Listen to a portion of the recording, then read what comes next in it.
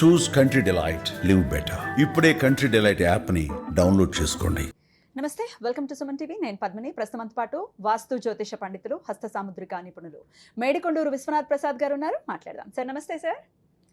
ఓం మాతా పితృగురుభ్యం నమః. నమస్కారం సార్. జ్యోతిషంలో ఎన్ని యోగాలు ఉన్నాయి సార్? ప్రతి గ్రహానికి సంబంధించి కనీసం 10-15 యోగాలు ఉంటాయి. ఆ విధంగా చూసుకున్నప్పుడు హిందూ జ్యోతిష ప్రకారం 9 గ్రహాలు 9x10 వేసుకుంటే కనీసం 100 పైన అవుతాయి. అలా కాకుండా రాసుల వారిగా యోగాలు ఉన్నాయి. రవిచంద్రులకు సంబంధించి రవియోగం అని, వేషయోగం అని, వాషియోగం అని, ఇట్లా రకరకాల యోగాలు అవే ఇంచుమించు ఒక 25 ఉన్నాయి. కాబట్టి యోగాలు వందల సంఖ్యలోనే ఉన్నాయి. కానీ ఒక యోగానికి సంబంధించి చాలా ప్రాచుర్యం ఉంది సార్ జనాల్లో. అదే గజకేసరి యోగం.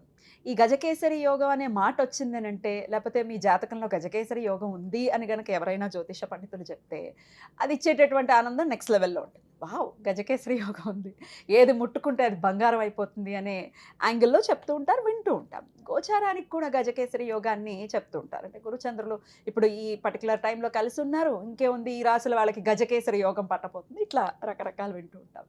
గజకేసరి యోగం, ఒక 35 సంవత్సరాలు మీకు ఈ అస్ట్రాలజీని ప్రాక్టీస్ చేస్తున్నారు, ఇంత ఎక్స్పీరియన్స్తో చెప్పండి, ఏమిటి అసలు ఈ గజకేసరి యోగం అని? ఎవరి జన్మజాతకంలో అయినా గజకేసరి యోగం ఉంటే నిజంగానే పట్టిందల్లా బంగారం అవుతుందా? మరి మేము మా జీవితాల్లో ఉందండి, నాకే ఉందండి, కానీ ఎక్కడా లేదు నాకు దాని ప్రభావం ఏమీ కనిపించట్లేదు అని చెప్పేవాళ్ళు కూడా లేకపోలేదు. ఏమిటి మరి, రాంగ్గా ఏమైనా పోర్ట్రే అవుతోందా? What is your analysis on it? ఇందాక మీరు శుక్ర మహర్దశ గురించి అడిగినట్లుగానే శుక్ర మహర్దశ అంతా సూపర్ డూపర్గా ఉంటుంది, చాలా చక్కగా ఉంటుంది అనేది ఏ విధంగా ప్రాచుర్యంలోకి వచ్చిందో, గజకేసరి యోగం 2 శుభగ్రహాల మధ్య కలయిక అనే దాని మీద కూడా ఎక్కువ ప్రాచుర్యం ఉంది. అది ఉండటం వలన ఇది చాలా మంచి యోగం అని చాలామందికి ఆత్మవిశ్వాసం పెరుగుతుంది అని అనుకోవటం సంతోషమైన విషయం. కాబట్టి దానికి అపవాదుగా నేను ఏమీ చెప్పదలుచుకోలేదు. కానీ కొన్ని ముఖ్యమైన విషయాలు, దానికి సంబంధించిన విషయాలను మాత్రం విశదీకరిస్తాను. ఇక్కడ మనం మామూలుగా చూసుకున్నప్పుడు రాశి చక్రం చూసుకున్నప్పుడు సహజంగా గురువు సంవత్సరానికి ఒకసారి రాశి మారుతాడు. అంటే ఓ సంవత్సరం పాటు స్థిరంగా ఓ రాశిలో ఉంటాడు. చంద్రుడు 27 నక్షత్రాలు అంటే 12 రాశులు తిరగటానికి మొత్తం అతనికి పట్టే సమయం ఇంచుమించు 27 రోజులు, 28 రోజులు. అంటే కాబట్టి ప్రతి నెల గురు చంద్రగ్రహాలు కలిసి ఉండే అవకాశం ఖచ్చితంగా ఉంటుంది. ప్రతి నెలలో ఉంటుంది. ఇక్కడ చాలామంది విశ్లేషణ చేయటం ఏమిటంటే, గురు చంద్రగ్రహాలు కలిసి ఉంటే గజకేసరి యోగం అనేది క్లాసికల్ టెక్స్ట్లో ఉంది. కానీ దాని తర్వాత దాన్ని అన్వయించుకోవటం గురు చంద్రగ్రహాల మధ్య కేంద్ర స్థితి కానీ లేదా కోణస్థితి కానీ ఉన్నప్పటికీ కూడా గజకేసరి యోగం వర్తిస్తుందని కొంతమంది విశదీకరిస్తున్నారు. ఆ విధంగా చూసినప్పుడు కనీసం పుట్టిన వాళ్ళల్లో 60% వ్యక్తులకి గజకేసరి యోగం ఉంటుంది. ఇక్కడ గజకేసరి యోగం అంటే ప్రధానంగా ఏమిటి? గురు చంద్రగ్రహాలు కలిసి ఉండటం.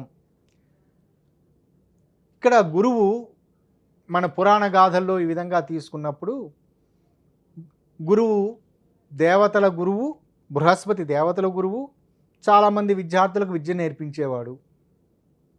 అదే సమయంలో చంద్రునికి కూడా యాదృచ్ఛికంగా ఆయన గురువు అయ్యాడు. పురాణ కథల్లో తారా శశాంకం అనే కథల వీటి ద్వారా అర్థమవుతున్న విషయం ఏమిటంటే, చంద్రుడికి గురువుకు మధ్య చిన్న స్పర్ధ ఏదో వాళ్ళ వ్యక్తిగత కారణాల చేత ఏర్పడింది. తారా శశాంకం కథని ఇక్కడ నేను మళ్ళా రిపీట్ చేయదలుచుకోలేదు.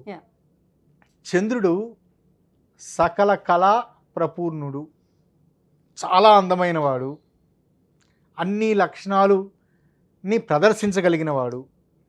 గురువు అన్ని విద్యలను అన్ని విద్యలు తెలిసినవాడు, అన్ని విద్యలను బోధించగలిగేవాడు, ఎప్పుడూ ఎదుటివారికి సంబంధించి శుభాలే కోరుకునేవాడు, అశుభాలు కోరుకునేవాడు.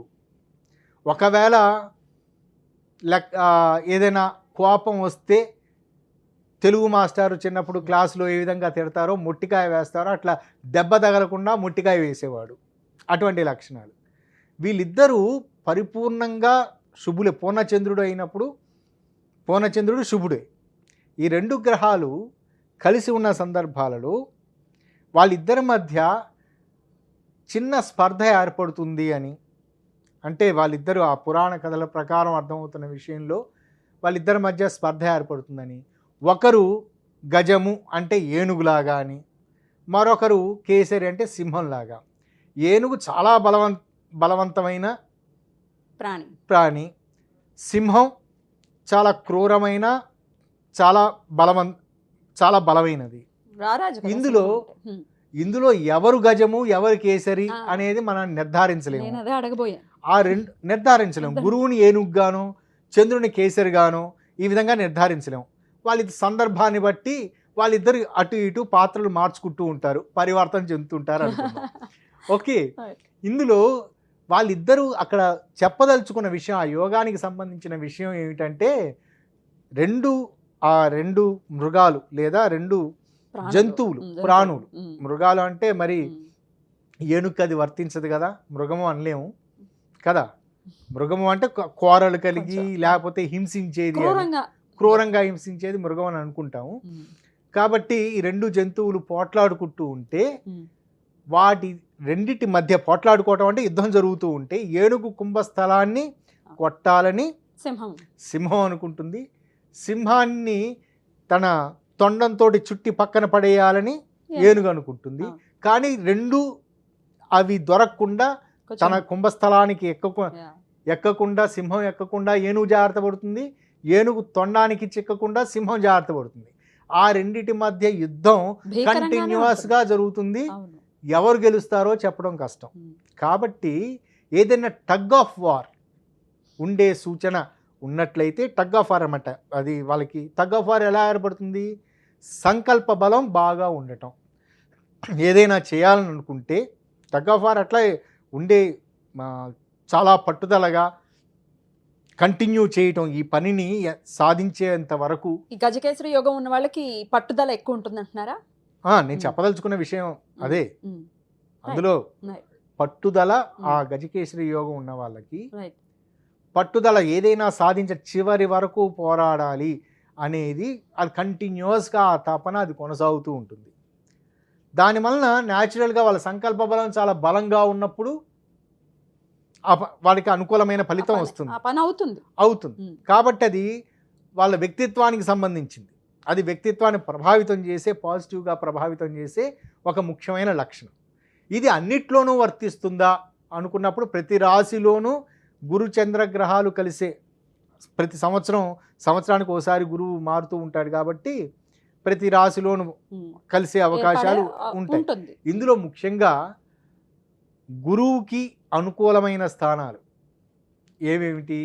గురువుకి అనుకూలంగా ఉండేది గురువు ఎందులో ఉచ్చ? కర్కాటక రాశిలో. రెండోది అదే సమయంలో చంద్రునికి స్వక్షేత్రం. కర్కాటక రాశిలో గురు చంద్రులు కలిసి ఉన్నారంటే వాళ్ళకి ఖచ్చితంగా గజకేసరి యోగం చాలా అనుకూలంగా ఉంటుంది. రెండవది ధనస్సు రాశి, స్వక్షేత్రం, మీనరాశి. ఈ రాశులలో గురు చంద్రులు కలిసి ఉన్నారంటే వారికి ఖచ్చితంగా చాలా ఇటువంటి పట్టుదలలు, జీవితంలో ఎదగగలిగే లక్షణాలు ఉంటాయి, ఎదిగే లక్షణాలు ఉంటాయి. ఇవి ఉండి వారికి దశ అంతర్దశల్లో గురు చంద్ర అంతర్దశలు జరుగుతూ ఉన్నప్పుడు దాని అనుకూలమైన ఫలితాలు ఉంటాయి. అలా కాకుండా కొంతమంది పండితులు ఈ మధ్య విశ్లేషిస్తున్నట్లుగా కేంద్ర స్థితిలో కానీ కోణస్థితిలో కానీ ఉన్నప్పటికి కూడా గజకేసరి యోగం వర్తిస్తుందని చెప్తూ ఉన్నారు. అంటే కేంద్ర స్థితులు అంటే 90 డిగ్రీలు 180 డిగ్రీలు, ఆ విధంగా కోణస్థితులు అంటే 60 డిగ్రీలు 120 డిగ్రీలు అని. కానీ నిజానికి అటువంటి పరస్పర వీక్షణ, అటువంటి ఆస్పెక్ట్స్ ఉన్నప్పుడు బహుశా ఈ కంజంక్షన్కున్నంత ప్రభావం దాంట్లో ఉండదు. ఓకే, ఇది లక్షణం, అనుకూలమైన పాజిటివ్ లక్షణం. ఇందులో మరొక వ్యతిరేకమైన లక్షణం అవలక్షణం కూడా ఉంది. యోగం అవయోగం కూడా అవయోగం అంటే దోషం అని చెప్పడం కంటే అవయోగం అని చెప్పాలి. బెటర్గా ఉంటుంది. ఇది అవయోగం అని చెప్పడం. ఆ అవయోగం ఏమిటంటే గజకేసరి యోగం ఉన్న మగవారి గురించి చెబుతున్నా. వారికి వైవాహిక జీవితంలో తల్లా పెళ్ళామా అన్నట్లు ఉంటుంది. ఎలా అంటే తల్లి గురించి భార్య గురించి వారిద్దరి మధ్య నలిగిపోయే మానసిక స్థితి ఉండే అవకాశం ఉంటుంది. అంటే ఉదాహరణకి తల్లికి సంబంధించి భార్య పట్ల ఏదైనా వ్యతిరేకత చెప్తూ ఉంటే ఆ అమ్మాయిని ప్రొటెక్ట్ చేయడానికి మాట్లాడవలసిన పరిస్థితి, తల్లి చేత తిట్లు తినే పరిస్థితి. ఇది సాధారణంగా అందరి మగవాళ్ళకి ఉంటుంది కదా. అందరి మగవాళ్ళకు ఉండదు. అత్తా కోడళ్ళు సఖ్యంగా ఉండేవాళ్ళు మ్యాక్సిమం ఉంటారు. మనకు బయట కనిపించేది క్రిమి లేయర్ అంతే. అత్తా కోడళ్ళు పోట్లాడుకుంటారు అనేది. కానీ అత్తా కోడళ్ళు సహజసిద్ధంగా ఇద్దరు ఆడవాళ్ళే. వాళ్ళిద్దరి మధ్య మానసిక పరమైన ఏదో వ్యతిరేకత ఉండొచ్చు కానీ సఖ్యంగా ఉంటారు. సఖ్యంగా ఉండేవాళ్ళు చాలా మంది ఉన్నారు. కొత్తగా వింటున్నాను సార్. ఇట్లా సఖ్యంగా ఉంటే మగవాడికి కష్టమే. ఎందుకంటే ఇద్దరు కలిసి సాధిస్తారు. ఎటు తిరిగి మగవాడికి ఇబ్బంది. కాకపోతే ఇక్కడ ఈ గజకేసరి యోగం వర్తిస్తున్న వారికి ఎక్కువ మంది అత్తా కోడల మధ్య వచ్చే మానసిక పరమైన ఇబ్బందికర సన్నివేశాల కారణం చేత ఒత్తిడికి లోనయ్యే లక్షణాలు ఉంటాయి. రెండవది స్థిర నిర్ణయాలను తీసుకునే లక్షణాలు ఉండవు. అంటే వేవరింగ్గా ఉంటాయి అన్నమాట. అంటే వాళ్ళకి సంకల్ప బలం ఉంటుంది. వేవరింగ్గా ఈ పని చేద్దామా ఆ పని చేద్దామా. ఉదాహరణకి లైబ్రరీకి వెళ్ళారు, బోల్డ్ అన్ని పేపర్లు ఉన్నాయి, కావలసిన అంశం ఆ రోజు ఆ క్రితం రోజు జరిగిన క్రికెట్ గురించి దాని గురించి సమ్మరీ గురించి చదవాలన్న ఉద్దేశంతో లైబ్రరీకి వెళ్ళాడు. ఫండమెంటల్ పాయింట్ అది. అక్కడ ఉన్న పేపర్లో హిందూ పేపర్ చదువుదామా డెక్కన్ క్రానికల్ చదువుదామా నిర్ణయానికి రాలేరు. సాక్షి పేపర్ చదువుదామా ఈనాడు పేపర్ చదువుదామా కళ్ళేట అన్నీ ఉంటాయి, ఏది చదవరు. వాళ్ళకి కావలసిన ఉద్దేశం లైబ్రరీకి వెళ్ళటం, వాళ్ళకి కావలసిన ఇన్ఫర్మేషన్ గురించి తెలుసుకోవటం. కానీ అన్ని అందుబాటులో ఉన్నా ఏది ఉపయోగించుకోలేరు. గజకేసరి యోగం ఇది అనుకూలంగా వర్తిస్తున్న వాళ్ళకి సంకల్ప బలం ఉంటుంది. దాన్ని ఇంకొంచెం పెంపొందించుకోవటానికి ఇంకా పెరగటానికి వాళ్ళు తరచూ బియ్యాన్ని, తెల్లటి మనం చంద్రునికి సంబంధించి కదా బియ్యం, ఈ బియ్యాన్ని దానం ఇవ్వటం లేదా తమ స్వహస్తాలతోటి వండి బియ్యం అన్నంతో ఆ విధంగా వండేసి ఎవరికన్నా అది కూడా ఒక అన్న సంతర్పణలాగా చేయటం. లేదా మనకి దేవాలయాల్లో అన్న సంతర్పణకు సంబంధించి కార్యక్రమాలు జరుగుతూ ఉంటాయి. అటువంటి వాటికి చేస్తూ ఉండటం వలన వారికి గజకేసరి యోగం ఉన్న సందర్భాలలో అది యోగంగా ఉన్న సందర్భాలలో అది ఇంకా పాజిటివ్గా ఉండి వారికి బహుశా చాలా సందర్భాలలో ఈ సాఫ్ట్వేర్ రంగానికి సంబంధించి వీటిలో ఎక్కువ మంది అసంతృప్తితో ఉంటారు. నేను ఎంతో కష్టపడుతున్నాను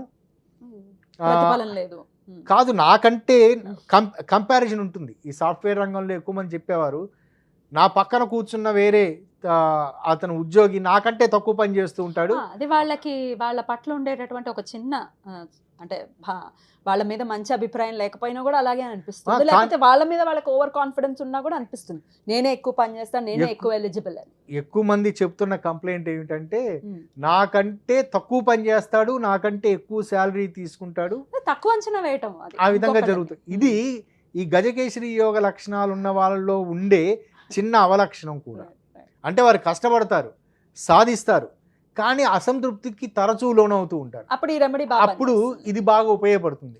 బియ్యాన్ని దానంగా ఇవ్వటం, కుదిరితే తనే సొంతంగా వంట చేసి చాలా మందికి పెట్టడం. గజకేసరి యోగం నెగటివ్ గా ఉంది, అదే అవయోగంగా ఉన్నప్పుడు కూడా ఇది పనిచేస్తుంది. ఇది అవయోగంగా ఉన్నప్పుడు అది స్త్రీకి సంబంధించిన విషయం.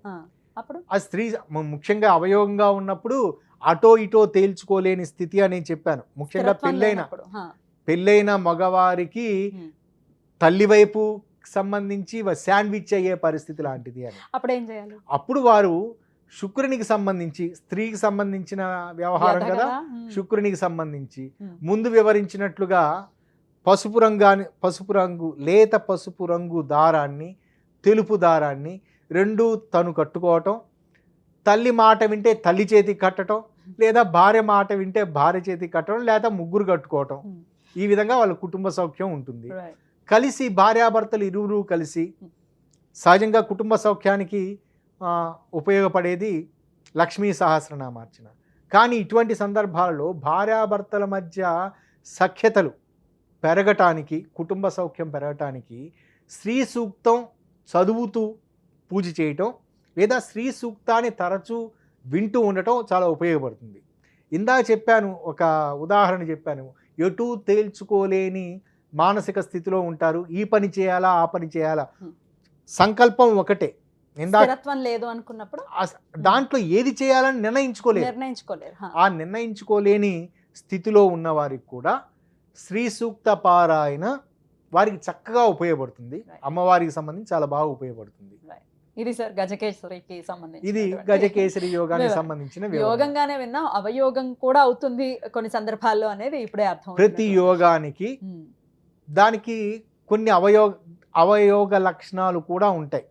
అంటే శశమహాపురుష యోగానికి కానీ పంచమహాపురుష యోగానికి, ప్రతి మహాపురుష యోగాలన్నిటికీ ఏ యోగమైనా తీసుకోండి, యోగం అవుతుంది, అది అవయోగం కూడా అవుతుంది. యోగం ఏదైనా ఒక ఇన్సెంటివ్ మనకు వచ్చింది అంటే దాని తగ్గ ట్యాక్సులు కట్టే అవకాశాలు ఉంటాయి. బాగుంది ఎక్స్ప్లెనేషన్ కదా. అలాంటిదే ఇప్పుడు గులాబీ పువ్వు చాలా అందంగా ఉంది అని దాన్ని ముద్దు పెట్టుకోవడానికి ప్రయత్నిస్తే ముళ్ళు గుచ్చుకుంటాయి. ఆ ముళ్ళు లాంటివి అవయోగాలు, గులాబీ పువ్వు లాంటిది యోగాలు. బ్యూటిఫుల్ సార్, చాలా బ్యూటిఫుల్గా ఎక్స్ప్లెయిన్ చేశారు. డెఫినెట్గా రకరకాల అపోహలు ఉన్నాయి, వాటి నుంచి బయటపడాలి ఈ సందర్భంగా అని నేను కోరుకుంటున్నాను. అందుకే మీరు చెప్పాలి, వినాలి అనుకున్నాను. చాలా చక్కటి వివరణని అందించారు. కృతజ్ఞతలు సార్. నమస్తే. నమస్కారం.